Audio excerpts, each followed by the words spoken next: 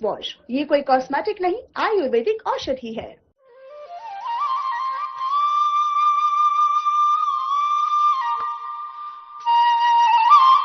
नमस्कार, मैं हूं आपके साथ गौरव राजेंद्र। बुलेटिन की शुरुआत करते हैं। देहरादून के गढ़ी कैंट स्थित राजकीय उद्यान सर्किट हाउस में उत्तराखंड माल्टा महोत्सव का आयोजन किया गया, जिसमें मुख्यमंत्री पुष्कर सिंह धामी शामिल हुए और इस दौरान उन्होंने किसानों, उत्पादकों और आम लोगों से संवाद कर माल्टा के उत्पादन और उसकी विशेषताओं की जानकारी ली। और इस अवसर पर मुख्यमंत्री ने कहा कि माल्टा उत्तराखंड की विरासत और हिमालयी क्षेत्रों की प्राकृतिक देन है, जिसमें औषधीय गुण भी पाए जाते हैं। सरकार का लक्ष्य माल्टा को किसानों की समृद्धि का माध्यम बनाना, पलायन रोकना और युवाओं को खेती से जोड़ना है।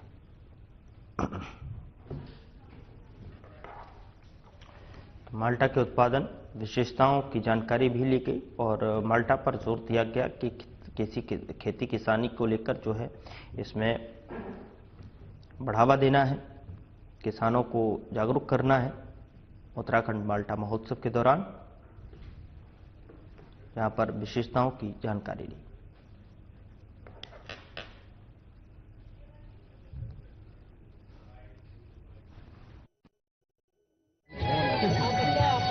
प्रदेश की हमारी जो भौगोलिक परिस्थितियां हैं, पहाड़ है, हिमालय है, वहाँ पर प्रचुर मात्रा में होता है और इसमें औषधि गुण भी होते हैं।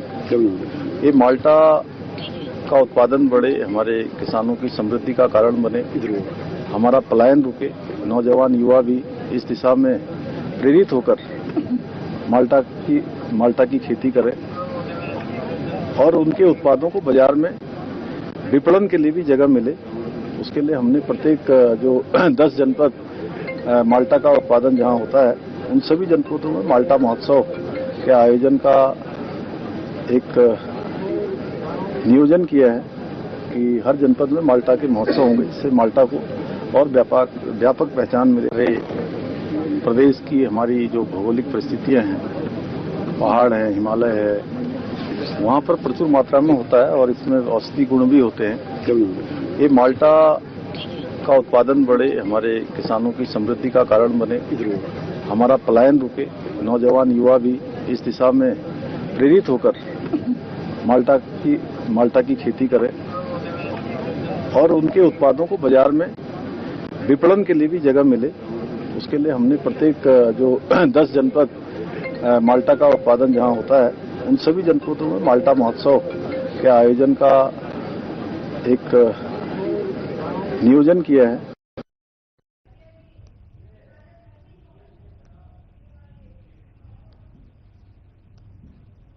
मुख्यमंत्री पुष्कर सिंह धामी ने देहरादून के खैरामान सिंह में न्याय पंचायत स्तरीय बहुउद्देशीय शिविर का निरीक्षण किया। उन्होंने जन जन की सरकार जन जन के द्वार अभियान के तहत में जन समस्याओं के निस्तारण की स्थिति का जायजा लिया और ग्रामीणों को सरकारी योजनाओं का लाभ सुनिश्चित करने के लिए किए गए उपायों को परखा। इस अवसर पर 102 दिव्यांग और वृद्धजनों को सहायक उपकरण वितरण किए गए और धामी ने अधिकारियों को त्वरित, पारदर्शी और संतोषजनक समाधान सुनिश्चित करने के स्पष्ट निर्देश दिए।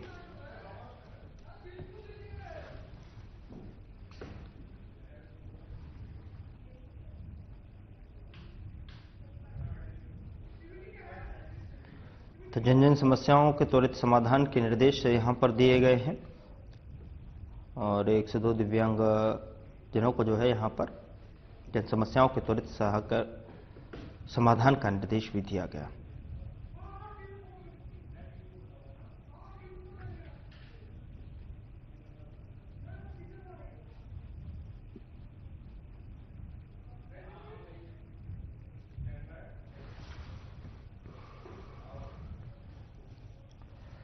उत्तराखंड में परिवार रजिस्टर में सामने आ रही गंभीर अनियमितताओं को लेकर सीएम पुष्कर सिंह धामी की अध्यक्षता में एक उच्च स्तरीय बैठक आयोजित की गई और बैठक में राज्य स्तरीय स्तर पर जो है व्यापक, निष्पक्ष और समयबद्ध जांच और दोषियों के विरुद्ध कठोर कार्रवाई के स्पष्ट निर्देश दिए गए और सीएम ने निर्देशित किया कि प्रदेश के सभी जिलों में उपलब्ध परिवार कुटुंब रजिस्टरों की प्रतियां तत्काल संबंधित जिलाधिकारी के पास सुरक्षित रखी जाएं, जिससे अभिलेखों में किसी भी प्रकार की छेड़छाड़ की संभावना समाप्त हो। साथ ही परिवार रजिस्टरों की गहन जांच सीडीओ एडीएम स्तर पर कराए जाने का निर्णय लिया गया। बैठक में यह भी तय किया गया कि जांच का दायरा साल 2003 से अब तक रखा जाएगा ताकि पूर्व वर्षों में हुई संभावित अनियमितताओं की भी पहचान हो सके। फर्जी दस्तावेजों के आधार पर नाम दर्ज कराने वालों के विरुद्ध नियमानुसार विभागीय और कानूनी कार्रवाई सुनिश्चित की जाएगी।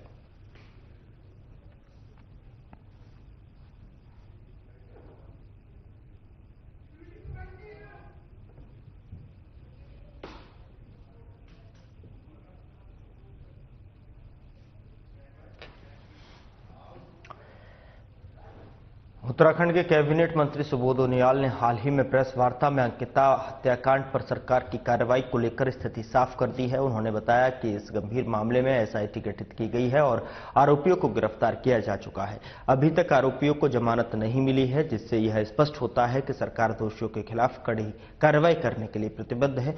मंत्री ने कहा कि यदि किसी के पास नए साक्ष्य हैं तो सरकार निश्चित रूप से कार्रवाई करेगी। उन्होंने जोर देकर कहा कि सरकार किसी को बचाने का प्रयास नहीं कर रही है और दोषियों के खिलाफ न्याय सुनिश्चित किया जाएगा। सुबोध उनियाल ने स्पष्ट किया कि सरकार का उद्देश्य न्याय दिलाना है और इसमें किसी भी तरह की लापरवाही नहीं होगी। अब यह देखने वाली बात होगी कि सरकार अपने वादे को कितने प्रभावी ढंग से लागू करती है।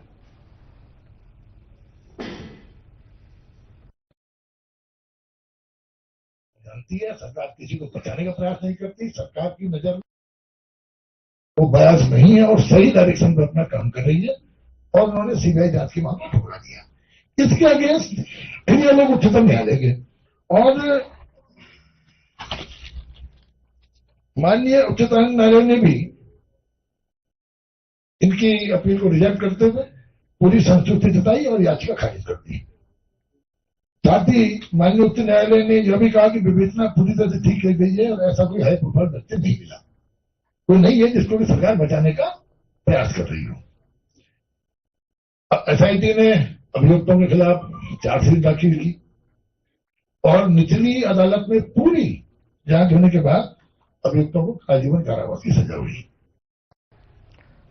उत्तराखंड के ऊधम सिंह नगर जिले के जसपुर कोतवाली क्षेत्र में 2 वीडियो सोशल मीडिया पर वायरल हो रहे हैं और एक वीडियो में नशे में धुत युवकों की मारपीट दिखाई दे रही है, जबकि दूसरे वीडियो में एक युवक के हाथ में सफेद पुड़िया दिख रही है। पड़ताल में यह वीडियो मोहल्ला नत्था से वार्ड नंबर 2 का बताया गया है और स्थानीय लोग इस बस्ती को काली बस्ती के नाम से भी जानते हैं। यह लगातार अवैध नशीले पदार्थों की तस्करी के मामले सामने आते रहते हैं। बावजूद इसके लोगों का आरोप है कि जसपुर पुलिस प्रशासन या तो इन मामलों में अनजान है या नशे के कारोबारियों के सामने नतमस्तक नजर आ रहा है। यह स्थिति एक बार फिर कानून व्यवस्था पर सवाल खड़े करती है और स्थानीय प्रशासन से सख्त कार्रवाई की मांग को बढ़ाती है।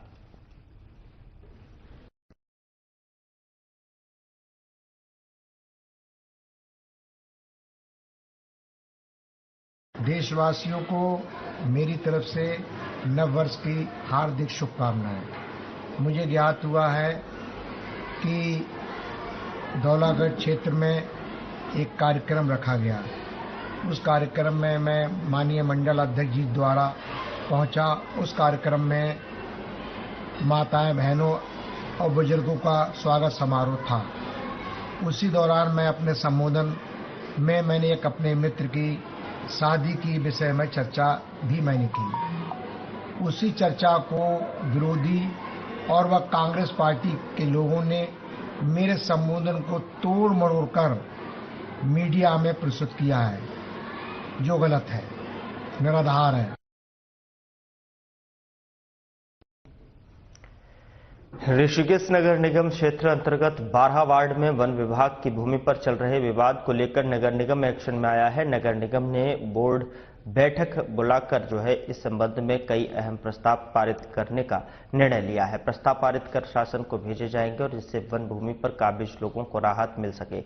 इस संबंध में महापौर शंभू पासवान और नगर आयुक्त गोपाल राम बिनवाल ने प्रेस कॉन्फ्रेंस की। उन्होंने बताया कि नगर निगम सुप्रीम कोर्ट के आदेश को लेकर गंभीर है।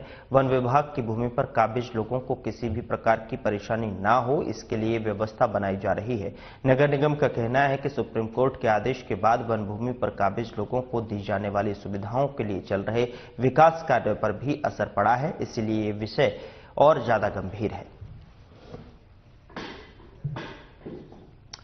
नगर निगम ने एक बैठक बुलाई है और बैठक के बीच में ये गंभीर मुद्दे पर चर्चा हुई है।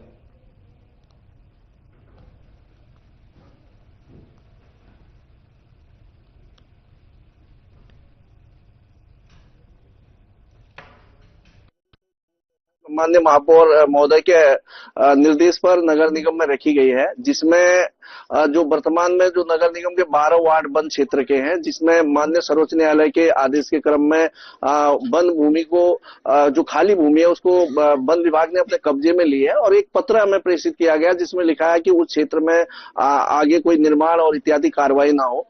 तो इसको लेकर के एक तो विषय ये है कि इसमें जो मान्य पार्षद गणों के साथ एक विचार विमर्श होगा और इसमें जो भी निर्णय लिया जाएगा उस पर बैठक के बाद ही इससे अवगत करा पाएंगे आप लोगों को। और दूसरा महत्वपूर्ण ये है कि इसमें अगर माननीय पार्षदगण कोई ऐसा प्रस्ताव पारित करते हैं कि इस क्षेत्र को डिफॉरेस्ट करते हुए नगर निगम में सम्मिलित किया जाए, क्योंकि ये बहुत पुरानी बसावट है, तो जो भी निर्णय बोर्ड बैठक में होगा उससे शासन को अवगत कराया जाएगा। और एक तीसरा पहलू है, अंकिता भंडारी हत्याकांड मामले में एक बार फिर से आंदोलन तेज हो गया है, जिसके चलते जो है विभिन्न संगठनों ने प्रेस क्लब में प्रेस कॉन्फ्रेंस की और जहां इस मौके पर सामाजिक कार्यकर्ता कमला पंत ने प्रेस कॉन्फ्रेंस के जरिए जानकारी देते हुए कहा कि अंकिता भंडारी हत्याकांड मामले में 4 जनवरी को मुख्यमंत्री आवास खोज किया जाएगा, जिसमें विपक्षी दलों के साथ विभिन्न सामाजिक संगठनों के लोग मौजूद रहेंगे।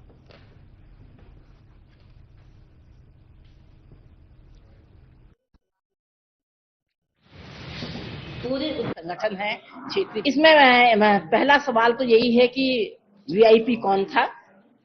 दूसरा सवाल है उर्मिला सनावर के जितने भी वीडियो और ऑडियो साक्ष्य हैं उनकी जांच की जाए सरकार की ओर से, उनकी एजेंसियों की ओर से। और नंबर 3 है कि उर्मिला सनावर को भी सुरक्षा प्रदान की जाए। और हमारा ये भी कहना है कि वंतना के अंदर जो साक्ष्य मिटाने की कोशिश की गई है सरकार के द्वारा, उनके नुमाइंदों के द्वारा, उसकी जांच आज तक क्यों नहीं हुई है। ये हमारी मुख्य मांगे हैं और इन्हीं मांगों के साथ ही अंकिता को न्याय मिल पाएगा।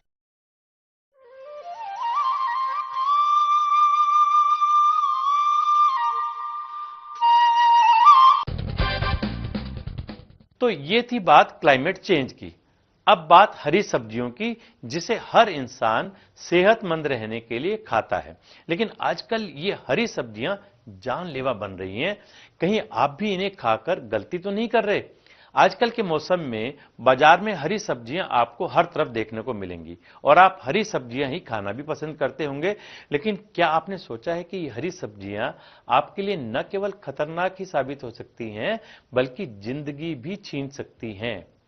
राजस्थान के एक गांव में 14 साल के बच्चे की मौत ने सबको हैरान कर दिया।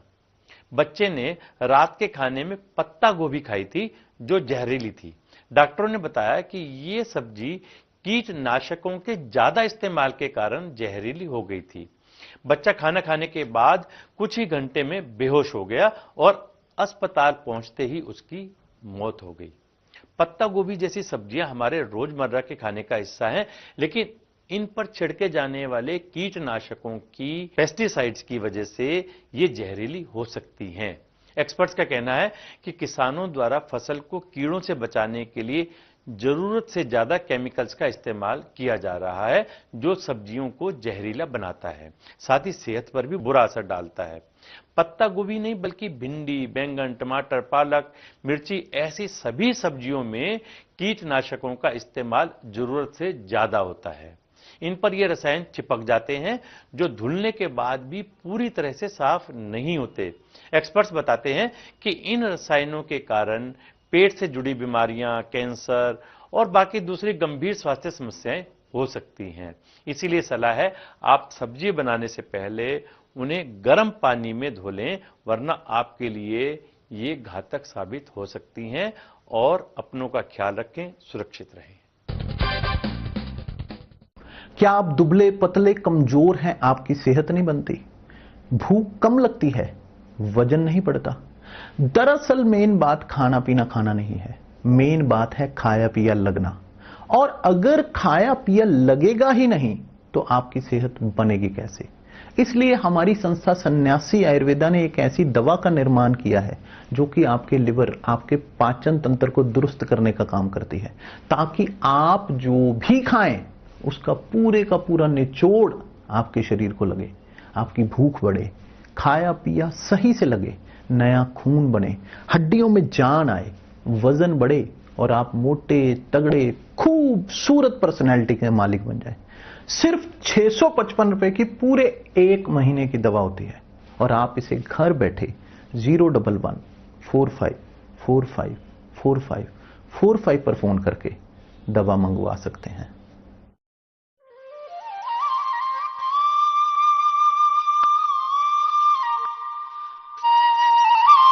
जिला मुख्यालय रुद्रपुर उधम सिंह नगर में माइंड पावर यूनिवर्सिटी भीमताल के नए केंद्र का भव्य शुभारंभ महापौर विकास शर्मा ने फीता काटकर किया और जहां इस अवसर पर महापौर ने यूनिवर्सिटी प्रबंधन को शुभकामनाएं देते हुए कहा कि ये संस्थान क्षेत्र के युवाओं के लिए शिक्षा और रोजगार के नए अवसर खोलेगा और उनके उज्जवल भविष्य की दिशा तय करने में महत्वपूर्ण भूमिका निभाएगा।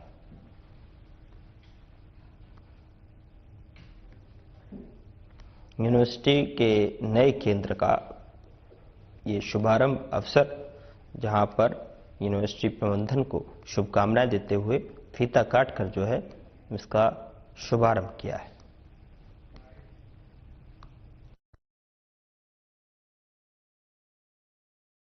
किसी भी राष्ट्र और किसी भी समाज के अगर विकास का पैमाना अगर कोई है तो वो शिक्षा है और माइंड पावर यूनिवर्सिटी का ये संकल्प है कि इस क्षेत्र के में कोई भी व्यक्ति, कोई भी बच्चा ऐसा ना हो जो स्किल्ड और प्रोफेशनल एजुकेशन न प्राप्त कर सके। उसी उद्देश्य को लेकर डॉक्टर योगेश कुमार जी ने इस यूनिवर्सिटी की स्थापना की और उसके वो चांसलर भी हैं। वो आ नहीं पाए, लेकिन उनका संदेश उन्होंने कहा कि दादा मेरी तरफ से वहां के लोगों का और शर्मा साहब का आभार व्यक्त करिएगा, क्षमा प्रार्थना करिएगा कि मैं एक मीटिंग थी जरूरत यूजीसी की, उसमें वो बिजी हो गए इसलिए नहीं आ पाए। लेकिन व्यक्तिगत रूप से मैं उनकी तरफ से शर्मा साहब को और उनके सभी टीम मेंबरों को माइंड पावर यूनिवर्सिटी परिसर में आमंत्रित करता हूं। इंटरनेशनल एयरपोर्ट बनने वाला है, मेडिकल कॉलेज खुल रहा है, एम्स आने वाला है, तो मुझे लगता है कि आने वाले समय में इन कोर्सेज की भी डिमांड बढ़ेगी। और यहाँ सिडकुल है, अभी बहुत सारा नया इन्वेस्टमेंट माननीय मुख्यमंत्री श्री धामी जी करने जा रहे हैं। यहाँ पर जो कलकत्ता कॉरिडोर बन रहा है तो बहुत सारा इन्वेस्टमेंट नया आ रहा। अभी हमने उस पर इन्वेस्टमेंट सेरेमनी भी सेलिब्रेट की थी जिसमें अमित शाह जी आए थे। तो कहीं ना कहीं रोजगार बढ़ेगा, नौकरियां निकलेंगी। बीएससी है, एमएससी है, इसके अलावा पीएचडी के भी प्रोग्राम चल रहे हैं। इसमें बहुत सारे मैं देख रहा हूँ यहाँ इनके पास एग्रीकल्चर का भी डिपार्टमेंट है, earth science, applied science, hospitality, engineering, technology, तो यूजिक साइंस काफी है, naturopathy, social science, computer science, commerce and management studies, skill development, जिसके लिए मैं भी कह रहा था कि हर तरह के स्किल डेवलपमेंट के कोर्स।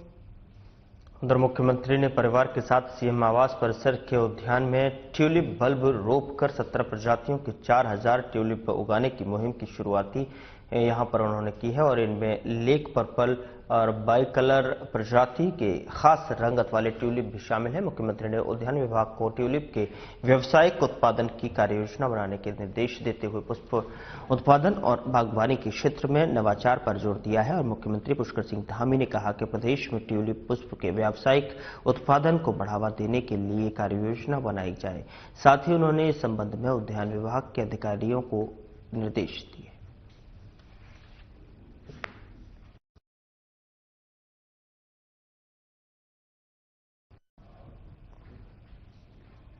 गदरपुर के रोशनपुर डलवाबा में बोक्सा जनजाति समाज के महापुरुष राजा जगत देव जी की अष्टधातु प्रतिमा का लोकार्पण मुख्यमंत्री पुष्कर सिंह धामी ने वर्चुअल माध्यम से किया और 24.78 लाख की लागत से बनी 9 फीट ऊंची प्रतिमा को मुख्यमंत्री ने बोक्सा समाज की गौरवशाली परंपरा और बलिदान का प्रतीक बताया।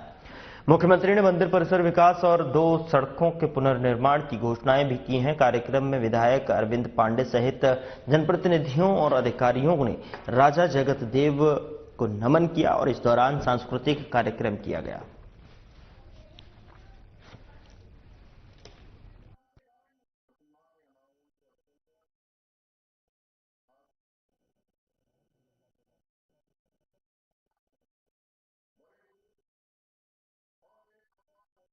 हमारे बीच उस कार्यक्रम में गया, लेकिन वर्चुअली मुख्यमंत्री जी ने जोड़ना था, इसकी सूचना हमको नहीं थी। लेकिन समय पर मुख्यमंत्री आ गया और उन्होंने इस जन्म दिवस में शामिल हुए, उनका स्वागत है। और उन्होंने कुछ क्षेत्र की घोषणाएं भी की है हालांकि वो घोषणा पहले से ही है, उनका आधा काम हो चुका था, उसमें काम बचे थे, लेकिन मुख्यमंत्री जी ने कहा है तो अच्छी बात है, मैं उनका स्वागत करता हूँ। और राजा जगदीश जी की खंडित प्रतिमा की जगह विकास प्राधिकरण के माध्यम से मूर्ति नई बन गई है, वो लग गई है। मैं पूरे समाज के लोगों को रुड़की के पिरान कलेर क्षेत्र के धनौरी में एक भीषण सड़क हादसा हुआ और जिसपर बीजेपी नेता अमित सैनी की मौके पर ही मौत हो गई। जानकारी के मुताबिक बीजेपी ओबीसी मोर्चा के पूर्व प्रदेश कोषाध्यक्ष अमित सैनी अपनी कार से रुड़की से धनौरी स्थित अपने घर लौट रहे थे। जैसे ही वह धनौरी में दो सड़कों के बीच पहुंचे और अचानक जो है उनकी कार अनियंत्रित हो गई और तेज रफ्तार में सड़क किनारे खड़े एक पेड़ से जा टकराई।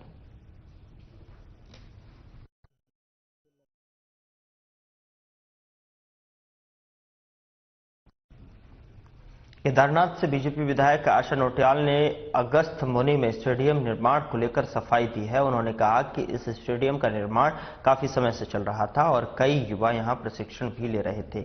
विधायक ने कहा कि उनका उद्देश्य युवाओं को खेल के प्रति प्रोत्साहित करना है और इस स्टेडियम के निर्माण से क्षेत्र के युवाओं को लाभ मिलेगा।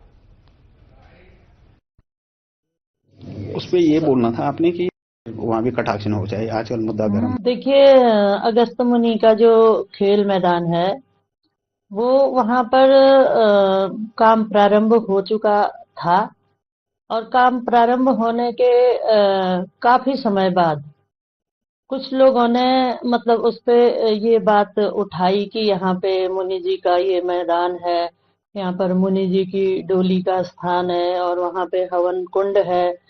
ये सब बातें जब चली तो एक दिन मैं भी वहां पे गई और मैंने भी कुछ विभाग से बात करी कि ये मतलब क्या मामला चल रहा है। तो मुझे पता चला कि वहां पे काफी समय पहले मेरे बनने से पहले ही वहां पे भूमि पूजन होकर के खेल मैदान का कार्य प्रारंभ हो चुका था और ये घटना लगभग कई महीने बाद की है। तो मैंने अधिकारियों से भी बात करी तो उन्होंने कहा कि ये जो खेल मैदान है ये एक स्टेडियम की यहाँ पर लोगों की मांग थी और स्टेडियम के रूप में इसको तैयार किया जा रहा है, जहाँ पे कि इंडोर स्टेडियम भी बन चुका है। वहाँ पे कई जगह के बच्चे प्रशिक्षण ले रहे हैं और कई वर्षों से ले रहे हैं। स्थानीय लोगों का जो विषय है वो ये है कि मुनि महाराज की जो वहां पर देवरा यात्रा होती है, तो जब मुनि महाराज जी यात्रा के बाद अपने प्रवास के बाद जब अपने स्थान पे बैठने के लिए जाते हैं तो उस स्थान पे फिलहाल बुलेटिन में इतना ही। नमस्कार।